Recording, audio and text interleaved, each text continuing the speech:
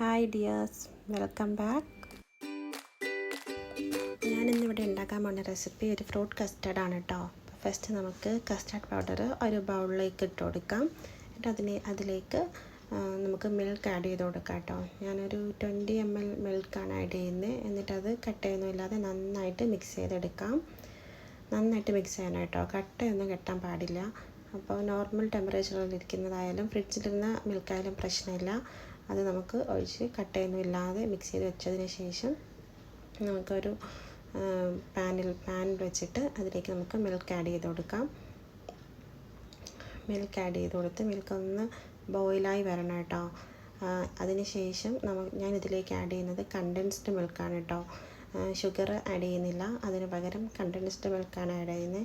അപ്പോൾ കണ്ടൻസ്ഡ് മിൽക്കാണെങ്കിൽ കുറച്ച് ടേസ്റ്റ് കൂടുതൽ കിട്ടും. അപ്പോൾ ചെറുതായിട്ടൊന്ന് ബോയിലായിട്ട് വരുന്ന സമയത്ത് നമുക്ക് ഈ റെഡിയാക്കി വെച്ചിരിക്കുന്ന മിക്സ് അതിലേക്ക് ചേർത്തിട്ട് വിസ്ക് വെച്ച് നന്നായിട്ട് ഇതുപോലെ ഒന്ന് മിക്സ് ചെയ്ത് കൊടുക്കുക കേട്ടോ.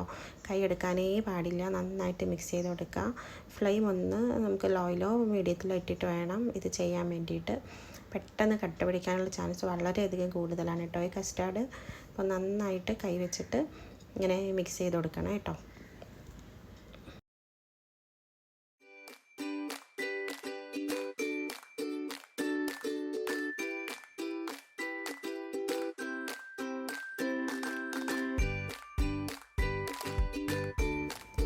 ഞാൻ ഈ ഒരു കൺസിസ്റ്റൻസിയിലാണ് കേട്ടോ കസ്റ്റാർഡ് പൗഡർ ഉണ്ടാക്കുന്നത്. ചിലവർ ഇത് ലൂസായിട്ട് ചെയ്യാറുണ്ട്, ചിലർ കുറച്ചും കൂടി തിക്നെസ്സിൽ ചെയ്യാറുണ്ട്.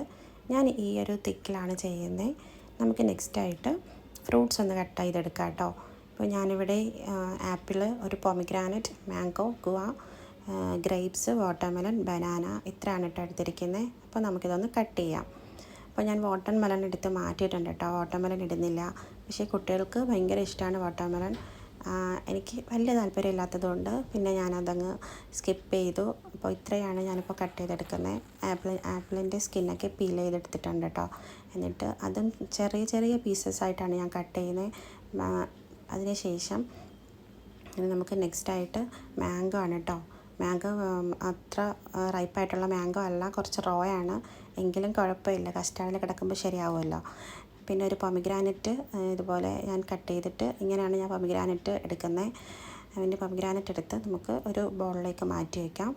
നെക്സ്റ്റായിട്ട് കട്ട് ചെയ്യുന്ന ഗ്രേപ്സ് ആണ് കേട്ടോ. ഗ്രേപ്സ് ആണ് കുറച്ച് പാട്, കാരണം സ്മോൾ പീസസ് ആയിട്ട് കട്ട് ചെയ്യണമെങ്കിൽ കുറച്ചധികം ഗ്രേപ്സ് ഉണ്ടാവില്ലേ.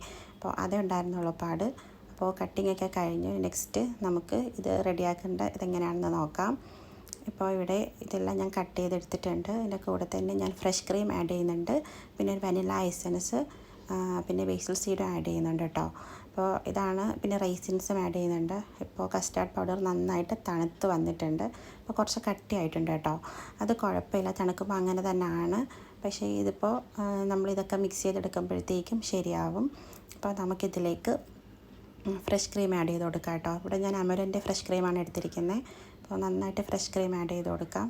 ആഡ് ചെയ്തിട്ട് മിക്സ് ചെയ്യുമ്പോഴത്തേക്കും ഇതിൻ്റെ കൺസിസ്റ്റൻസിയൊക്കെ തിക്നെസ് കുറഞ്ഞു വരും. കുഴപ്പമില്ല, നമ്മളുടെ ആവശ്യത്തിനനുസരിച്ച് നമുക്ക് ഫ്രഷ് ക്രീം ഇട്ട് കൊടുത്തു കഴിഞ്ഞാൽ നമുക്ക് വേണ്ടത്ര തിക്നെസ്സിൽ കിട്ടുകയും ചെയ്യും. അപ്പോൾ കുറച്ച് ഷുഗർ കുറവായിരുന്നു കേട്ടോ. അപ്പോൾ വീണ്ടും കുറച്ച് കണ്ടൻസ്ഡ് മിൽക്ക് ആഡ് ചെയ്തു. അപ്പം കുറച്ചും കൂടി തിക്കുണ്ടായിരുന്നു. അപ്പോൾ ഞാൻ വീണ്ടും ഫ്രഷ് ക്രീം ആഡ് ചെയ്തു. എന്നിട്ട് നന്നായിട്ട് മിക്സ് ചെയ്ത് കൊടുക്കണം കേട്ടോ. എല്ലായിടത്തും മിക്സ് ചെയ്ത് കൊടുക്കണം, അല്ലെങ്കിൽ ഇത് മിക്സ് ആവാൻ കുറച്ച് ഇതാണ്. അപ്പോൾ നന്നായിട്ട് മിക്സ് ചെയ്തെടുത്ത് കഴിഞ്ഞാൽ ഇതാവും, ശരിയായി കിട്ടും. പിന്നെ ഞാൻ കുറച്ച് റൈസിൻസ് ഇട്ടെടുത്തു, പിന്നെ മാംഗോ, പൊമിഗ്രാനറ്റ്, ആപ്പിൾ, ബനാന, ഗുവ ഒക്കെ ഗ്രേപ്സ് ഒക്കെ ഇട്ട് കൊടുത്തു. പിന്നെ ഫൈനലി നമ്മൾ ഇട്ട് കൊടുക്കുന്നത് ബേസിൽ സീഡാണ് കേട്ടോ. അപ്പോൾ അതും ഇട്ട് കൊടുത്തിട്ടുണ്ട്. പിന്നെ വനില എസൻസ്, ഒരു ഫ്ലേവറിന് വേണ്ടിയിട്ട് ഞാൻ വനില എസൻസ് എപ്പോഴും കസ്റ്റാർഡ് ഉണ്ടാക്കുന്ന ടൈമിൽ ചേർക്കാറുണ്ട്. അപ്പോൾ നമുക്ക് വനില എസൻസ് ഒരു 2-3 ഡ്രോപ്സ് അത്രയും മതി, ഒരുപാടായാൽ അത് അത്ര പോരാ. അപ്പോൾ ഇനി നെക്സ്റ്റായിട്ട് ഇതിലേക്ക് നമുക്ക് ആഡ് ചെയ്ത് കൊടുക്കുന്നത് ഡേറ്റ്സ് ആണ് കേട്ടോ. എനിക്ക് ഡേറ്റ്സ് എടുത്ത് വെക്കാൻ മറന്നുപോയി, പിന്നെയാണ് ഓർമ്മ വന്നത്. അങ്ങനെ ഡേറ്റ്സും ഇതുപോലെ ഞാനൊന്ന് കട്ട് ചെയ്തിട്ട് കൊടുക്കുന്നുണ്ട്. എന്നിട്ട് ഒന്നും കൂടി നമുക്ക് നന്നായിട്ട് ഇത് മിക്സ് ചെയ്തെടുക്കാം കേട്ടോ. അപ്പോൾ കണ്ടില്ലേ, നന്നായിട്ട് തിക്കായിട്ട് വന്നിട്ടുണ്ട്. അപ്പോൾ ഇത് ലൂസായിട്ട് വേണമെന്നുണ്ടെങ്കിൽ കുറച്ച് ഫ്രഷ് ക്രീം ആഡ് ചെയ്ത് കൊടുത്താൽ മതി.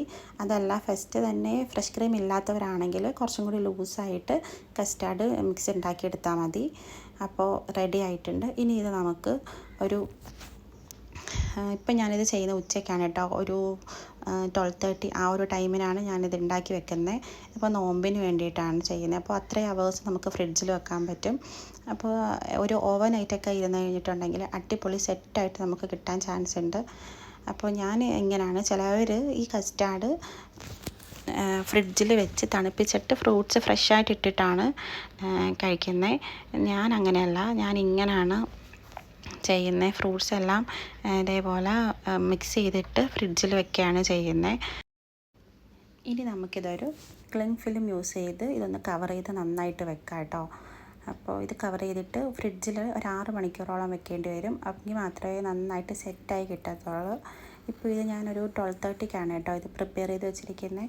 അപ്പോഴത്തേക്കും നമുക്ക് വാങ്ങി വിളിക്കുന്ന സമയമൊക്കെ ആകുമ്പോഴത്തേക്കും ഇത് കറക്റ്റ് സെറ്റായിട്ട് വരും. നല്ല തണുത്ത അടിപൊളി കസ്റ്റാർഡ് റെഡി ആയിട്ട് ഇട്ടു കേട്ടോ. ഇപ്പോൾ 6 hours കഴിഞ്ഞിട്ടുണ്ട്. ഇനി നമുക്ക് ഫ്രിഡ്ജിൽ നിന്ന് ഇതെടുത്തിട്ട് നമുക്കൊന്ന് നോക്കാം. കണ്ടോ, ഇതിപ്പോൾ നന്നായിട്ട് തിക്കായിട്ട് വന്നിട്ടുണ്ട് കേട്ടോ. ഒരു തിക്ക് കൺസിസ്റ്റൻസിയിലാണ് ഇതിരിക്കുന്നത്. ഇത് കുറച്ചും കൂടി ലൂസായിട്ട് വേണമെന്നുള്ളവർക്ക് ഫ്രഷ് ക്രീം ഉണ്ടെങ്കിൽ ഫ്രഷ് ക്രീം ഒഴിച്ചിട്ട് ഒന്നും കൂടി ലൂസായിട്ട് വേണമെങ്കിൽ എടുക്കാം. ഞങ്ങളിവിടെ ഇത്രയും തിക്കിലാണ് കേട്ടോ എടുക്കുന്നത്. അപ്പോൾ നമുക്കൊരു സെർവിങ് ബൗളിലേക്ക് മാറ്റാം. അപ്പോൾ എല്ലാവർക്കും ഇഷ്ടമായെന്ന് വിചാരിക്കുന്നു. ഇഷ്ടമായിട്ടുണ്ടെങ്കിൽ എല്ലാവരും ലൈക്ക് ചെയ്യുക, ഷെയർ ചെയ്യുക, സബ്സ്ക്രൈബ് ചെയ്യുക, കമൻറ്റ് ചെയ്യുക. അപ്പോൾ ഇത്രയേ ഉള്ളൂ. എല്ലാവരും ഒന്ന് ട്രൈ ചെയ്ത് നോക്കാം കേട്ടോ വീട്ടിൽ. ഇപ്പോൾ സൂപ്പർ ഡെലീഷ്യസ് ആയിട്ടുള്ള ഇവിടെ ഫ്രൂട്ട് കസ്റ്റാർഡ് റെഡി ആയിട്ടുണ്ട്. അപ്പോൾ എല്ലാവർക്കും താങ്ക് യു ഫോർ വാച്ചിങ്.